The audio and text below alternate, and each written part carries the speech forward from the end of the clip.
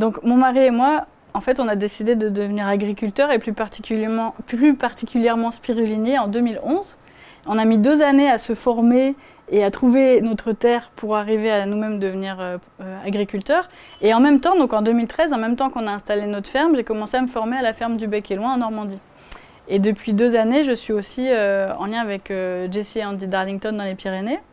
Et en même temps, on a fait le brevet professionnel de responsable d'exploitation agricole. Donc voilà, on s'est créé notre propre parcours à la carte pour notre installation, tout en étant évidemment très en lien avec la Fédération des spiruliniers de France. Et en fait, c'est la multitude de ces différents réseaux et des personnes qu'on a rencontrées. Le maraîcher du coin, Patrick, qui nous a aidé à monter nos serres. Sans lui, on ne serait pas agriculteur aujourd'hui. Et bien, c'est ça qui a permis à notre projet de pouvoir exister. Donc c'est vrai que si on se pose la question, ben voilà, j'ai envie de m'installer en permaculture, comment est-ce que je fais pour que ça puisse fonctionner, que ce soit rentable? Eh bien, en fait, déjà, la question qu'il faut se poser, c'est pas je veux m'installer en permaculture, mais c'est j'ai envie de vivre du travail avec la terre.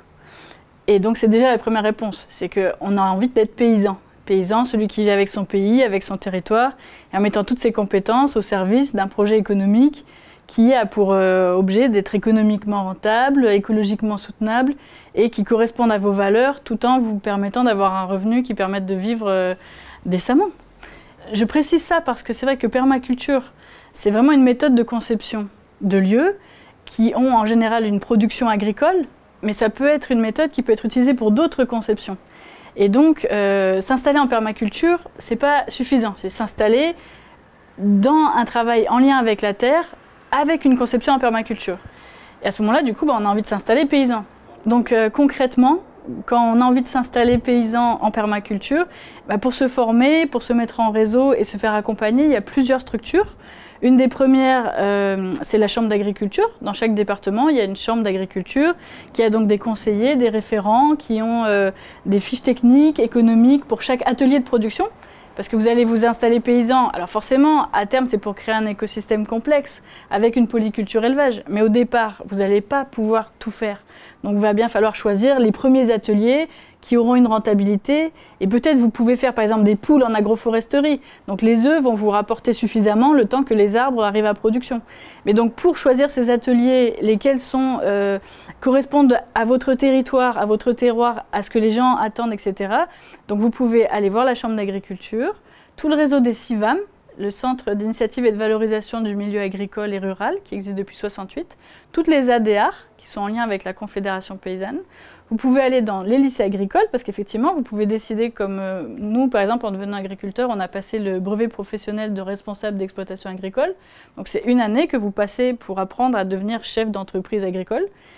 Et évidemment, il faut à tout prix faire des stages longue durée. Donc le mieux, c'est d'aller vers les ateliers que vous voulez mettre en place. Donc voilà, si vous avez envie de devenir éleveur de poules, vous allez chez un éleveur de poules. Si vous voulez devenir maraîcher, vous allez chez un maraîcher. Et normalement, pour avoir un tout petit peu les bases du métier, je veux dire, il faut aller faire au moins un stage d'une saison. C'est obligatoire pour arriver à pouvoir vraiment mettre en action ce que vous voulez faire. Et ensuite, il y a le conseil juridique. Enfin voilà, c'est comme pour toute entreprise. Il faut faire le business plan, voir techniquement quels sont vos choix, vous mettre en réseau par exemple avec Semences Paysannes, avec les pépiniéristes du coin, les éleveurs qui ont des races protégées, résilientes par rapport au changement climatique. Vous pouvez évidemment aller voir les écoles de permaculture privées, du type de la ferme du Bec et Loing, de la ferme de Sainte-Marthe, des Amanins, tous ces lieux de l'agroécologie et de la permaculture, et qui vont vous permettre d'acquérir les compétences nécessaires, quoi.